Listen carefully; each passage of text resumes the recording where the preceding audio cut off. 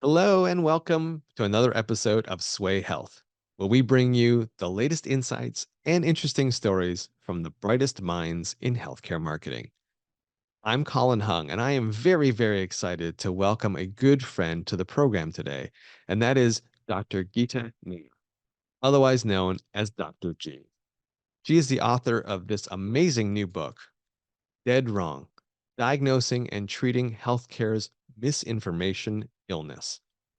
It's an amazing book filled with lots of interesting stories and advice, but mostly about reframing the issue of misinformation in healthcare and why it's incumbent on us in healthcare to help address this misinformation illness.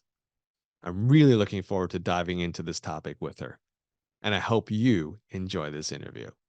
Geeta, Dr. G, welcome to the program. Thank you, Colin. It is wonderful to finally connect with you. I know we've been trying to do this for a while, so thanks for the time. It is awesome, and we've known each other for quite a while, so this is a treat for me to talk to someone that we have a history together. So I am looking forward to today's conversation. Likewise, likewise. Your hair looks a little more silver, my friend. Time is going.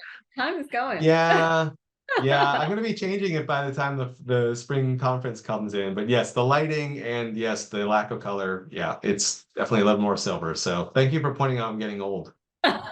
Listen, I have the same problem. You're not in this alone.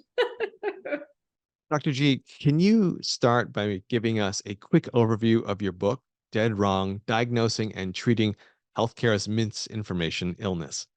Happy to. Thanks, Colin.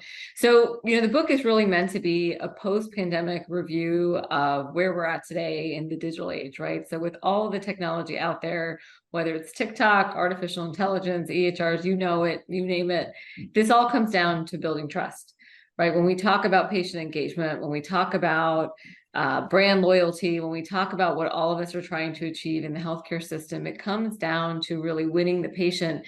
And we are competing for that trust when we're living in an era of mis and disinformation. So the book is really full of stories meant to outline really these business issues and business problems and take a stab at some of the solutions. I have to tell you, I love the book. You have a lot of great stories with some amazing people in the book, including Abner Mason, Dr. Adrian Boise, and Dr. David Blumenthal.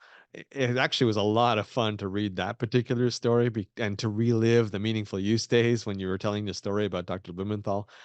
But, one of the themes that go through the book and through all the stories that you're telling is this theme of trust. And you talk about how, in the absence of trust, that's where misinformation breeds. And then you talk about how it's incumbent on us to actually rebuild that trust. Why was trust the central theme for you in the book?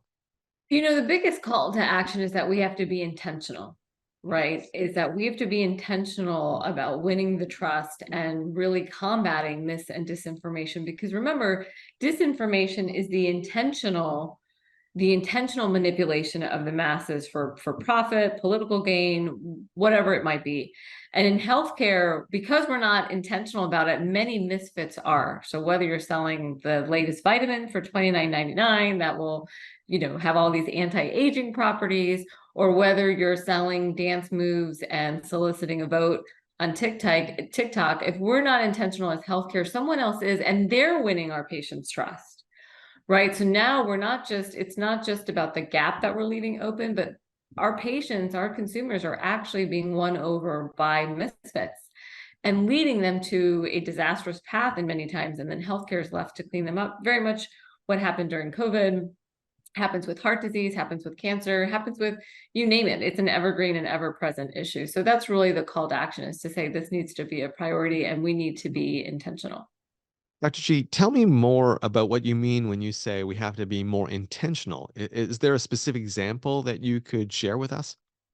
So when we think about every healthcare organization out there, right? Whether you're a payer, provider, life sciences company, et cetera, there is inevitably someone in charge of patient engagement, someone in charge of patient acquisition, retention, brand loyalty, you name it.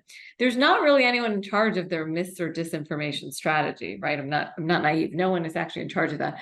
But every one of those things touches on that, right? So if you're in charge of patient engagement, this falls squarely in your lap. If you're in charge of patient acquisition, retention, brand loyalty, this falls squarely in your lap. And so we have to be mindful that there is no one really in charge of this, but there are subtexts of it within every hospital or payer or life sciences company's priorities. And that this needs to be a cross-sectional, cross-siloed approach. And perhaps the only time we saw this was during the pandemic. So during the pandemic, when I was the chief medical officer of Salesforce, it was the first time I, as the chief medical officer, met the chief marketing officer. And it was because we had to do all this employee health work. And the marketing officer was looking at me like, hey, what am I saying? What's the content? Everything keeps changing. And I would say to her, I'm analyzing the science, and every 5 minutes, here's the breakdown, but you go convey it in reachable, bite-sized, snackable formats that our employees can get a handle on, our customers can get a handle on. And that's really the best example, because we did all work together on a strategic priority through the pandemic, but we quickly forgot all of that, right, Colin? Like, we've quickly forgotten all of that, and we can't. So that's part of the call to action, is to say that this is here to stay, here to get worse in the era of tech as we enter this new era, if we are not intentional as a healthcare industry. I think clinicians are amazing at building trust one-on-one with patients. There is nobody that can do that better, in my opinion. But in order to build trust at scale, I think you need the help of marketing and the marketing department. Do you see the need for that kind of collaboration as well? Cleveland Clinic is the one example that is highlighted in the book to say this is one pocket of the industry that's doing it really well. Paul Matson, chief marketing officer there, just did a brilliant job of recognizing the lack of trust in the community for Cleveland Clinic, and used I would say it's not just marketing, it's marketing and tech, right? Because the technology apertures and the way we use them and the omni-channel approach, marketing is the messaging and part of that strategy, but it's also equally important that marketing is working with the CIO, the CTO, to make sure that we're keeping that omni-channel approach and the human factor at the right times. And I think Cleveland Clinic just demonstrates that really well with the way they highlighted their physicians, made them reachable, palatable, approachable with their partnership on YouTube and all of the different social media apertures that they leverage and continue to do, and really also have that accountability to say, we're not only putting out good information, but you have a question, we'll take care of you. Because that's the other piece, is that so many misfits out there are propagating certain things, but if you have something go south, they're not going to take care of you, right? And so I think that's where the provider space can really step up and say, we're here to be with you, discuss this, put out good information so you can make educated choices, have a shared decision making with your doctor. But if something goes south, we're here to take care of you. Dr. G, one of the things I really enjoyed about the book, and certainly something I learned by reading the book, was how you were able to reframe the target audience that listens to health misinformation. These are not gullible sheep. These are people who are educated, who have means. Some of them even have healthcare and science backgrounds. But what you were able to do for me was to show that there are many members of this audience who have experienced trauma at the hands of the healthcare system. And that may be the root of their mistrust. In chapter 4, you talk about Lucille, who witnessed forced sterilization of members of her own community. I mean, it's someone with that sort of lived experience. It's not surprising that Lucille is not trusting of the healthcare system. So, how do we go about addressing this root cause? Right. And that's one of the saddest parts, I think, in healthcare, is we do have a very tragic history. And we have to recognize that as an institution. These are things that really happened, right? Henrietta Lacks, Tuskegee. And so there's good reason for people to be mistrustful. And there are good reasons for them to question when we come out with new things. And so healthcare, we have to first acknowledge that, but we also have to be mindful that for all the nerds out there, you and me included, right? We developed an amazing world-class innovation in 9 months or less, which was this mRNA, the mRNA vaccines. But we couldn't get anyone to take them. Right. There's a good portion of the population to this day, 2023, that is not interested in getting a COVID vaccine or a booster or any vaccine for that matter. And so that's really, it's a classic miss in science that we focus so much on the science. Remember, the last mile is the human factor. And if you develop an amazing innovation, but then 20-30% of the population won't even take it, has it really been that impactful? Has it been as impactful as it could have been? And so I think that's just the biggest lesson that I walked away from was, wow, we didn't even think that the 9 months we were building a vaccine, we should have been building a campaign. We should have been educating people, building the trust, because that was equally important. It was equally important. And in fact, it was a thought, we thought about it after and we thought about it too late, but the misfits out there did not. They thought about it from day one. And so that's where Yeah. healthcare has to catch up. You make a great point there, Dr. G. We fumbled the ball when it came to the PR around the vaccine. We just assumed everyone would want this. Why wouldn't you want a vaccine that's going to prevent this deadly disease that's going around? But the spreaders of misinformation realized that there was a gap. They grabbed the ball and they basically ran over us as an industry. They did. And I think the other part that we have to remember and understand is these are scary things, right? First of all, the pandemic was scary for all of us. It was unprecedented territory globally. But everyday healthcare is scary and it's complicated and it's really hard to understand. And so when someone offers you an alternative that sounds simpler, is more inspiring, it's easy to follow that leader. Right. In a time where you are scared, in a time where you are anxious, in a time where you don't understand science, or science is speaking at a much higher collegiate level when you really need it to be at a second or third grade level. That's also the piece that's missing, Colin, is that inspiration, because people follow. I mean, the word follow means I follow you, I trust you, but you inspire me. That's why I follow you. And I think healthcare, we can do a better job of wanting to inspire people and really build that trust very, very thoughtfully, whether it's a vaccine today or cardiac health tomorrow or mammograms, et cetera. That's the real big piece, is that human connection. It's really the last mile of healthcare that we, to your point, have just not done well at scale. There are pockets, institutions doing fantastic jobs, but the idea is that we as an industry can do better and scale it for the whole population. Dr. G, congratulations. The book is doing phenomenal. I see it mentioned on social media all the time. I see some of the positive reviews. You've been on numerous podcasts. You've done some TV. You've done a lot of media interviews. The book has definitely struck a chord. Why do you think that is? And why do you think now is the right time that we really should be talking about misinformation in healthcare?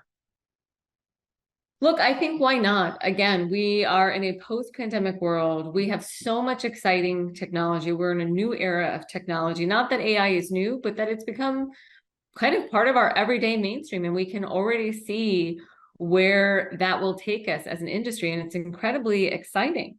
So the real question is, why not? Because if not now, if not in a post-pandemic world where we're in this new era of tech, we have a political election coming, we've seen the politicization of science. If not now, when?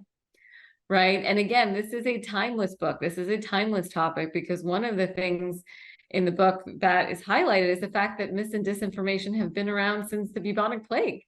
This is not a new concept, right? Any South Asian, I can tell you also as a member of the South Asian community and as a doctor in the South Asian community, I mean, any holiday gathering, it's like, yeah, just ginger and turmeric will take care of that, right? Every culture has them. Every culture has them. Every grandmother, has a cocktail or a potion. And so these have been timeless. They remain timeless. But because of technology, we have an opportunity to really, really scale the truth in a way that has not happened before. Because in today's era of tech, misinformation is spreading 6 times faster than the facts, because we do have algorithms, because people have social media channels, multiple social media channels. So if we don't highlight this now, there will never be a better time, is my feeling. Dr. G, I'm really hoping that you're willing to give us a peek behind the curtain into the process of creating this book. Can you share with our audience how the book came to be? Again, I think what really inspired me was COVID, right? Sitting at home, all of us sitting at home, watching what was happening. And as a physician, also working through the pandemic, seeing patients, it was incredibly humbling. And for me, it really threw me back to when I first became a doctor, which was at the height of the HIV/AIDS epidemic in Washington, D.C. And it was the same thing. It was a very similar, meant to be a once in a lifetime crisis, lots of mis and disinformation, lots of stigma, and the stakes were really high. Every other patient that you touched was simply dead, dying, walking dead. It was incredibly humbling as a new doctor to say, wow, this is where the science ends.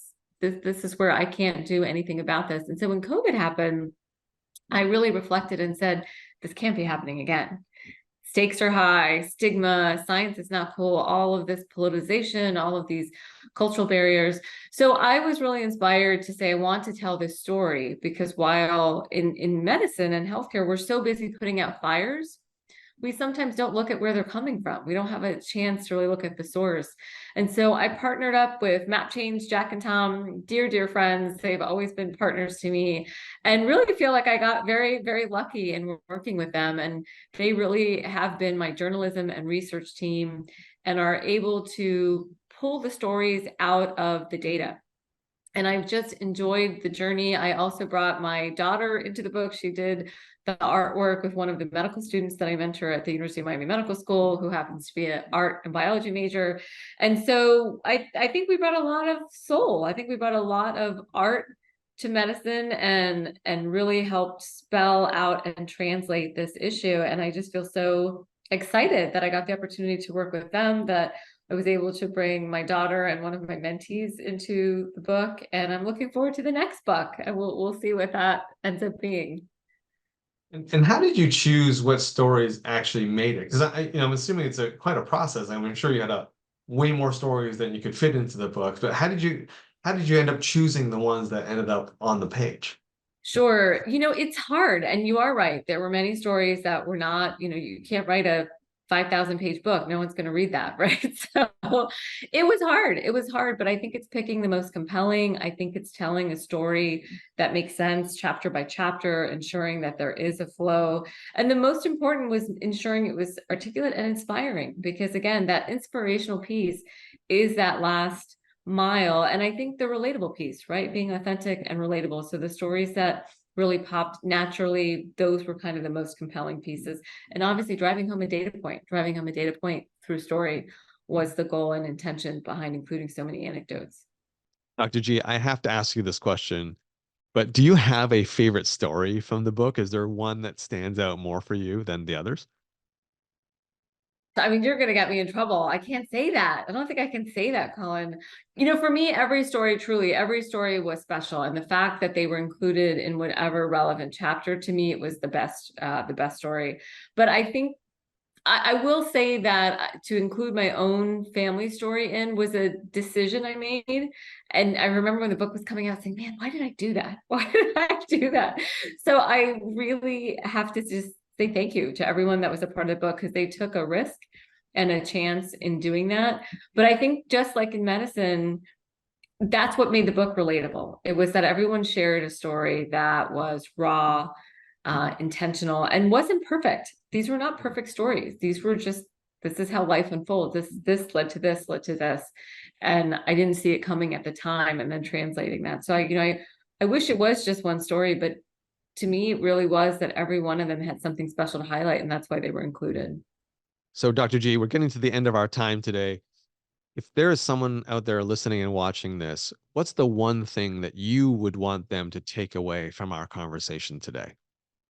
It is to be intentional. You are in charge of the mis and disinformation in the digital era at your organization, whether you're in marketing, whether you're in tech, whether you are in clinical.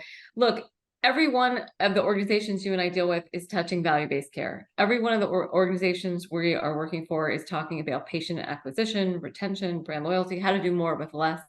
This is how you do more with less. You meet the consumer where they're at, you build the trust. If you're not explaining why you should get a mammogram, people are getting breast cancer, or they're taking that supplement that's cheaper than their copay, right? So every part of the ecosystem in healthcare is touching this issue.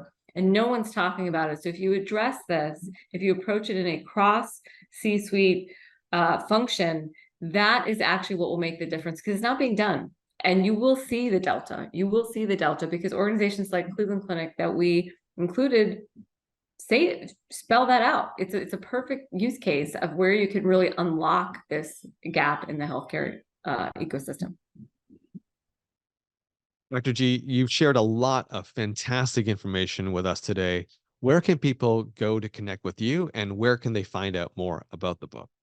Oh, thanks, Colin. I think I'm pretty easy to find. Every social channel out there, Dr. G Nayyar on Instagram, and my website, drgeetanayar.com. And the book is available anywhere books are sold. And for anyone who read it, because I am getting some amazing reviews that I really appreciate, leaving an Amazon review, dropping us a review would be fantastic as we head into the new year and see what's next for book number 2.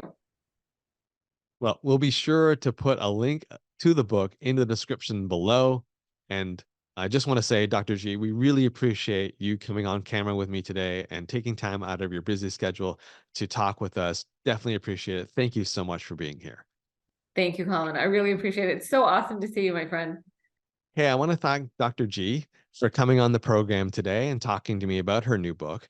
I really loved this discussion, and I really appreciated her insights on how we have to be much more intentional the way we talk about healthcare and the way we re-earn the trust of patients and the public. I also loved the sneak peek she gave us into how the book was created and the process of writing it. And hey, if you enjoyed this interview as much as I did, please like and subscribe. Also, head on over to Swaay.Health. That's Sway with 2 A's, .health. That's where you'll find more great content like this. I'm Colin Hung. Thanks for being here, and I'll catch you on the next video.